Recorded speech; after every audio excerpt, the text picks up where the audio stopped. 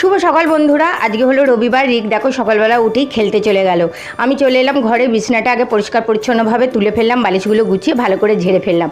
অনেক দিন ধরে ওষুধটা গাছে দেবো করে আর আনাই হচ্ছিল না। আজকে ফাইনালি ওষুধটা এনেছি। জবা গাছগুলো এত পোকা এসেছে যে গাছগুলোকে বাঁচতেই দিচ্ছে না, সেই জন্য সকালবেলায় ওষুধটা স্প্রে করে দিলাম। তারপরেই রান্না বসিয়ে দিয়েছি, ডিমের ঝোল ভাত করব।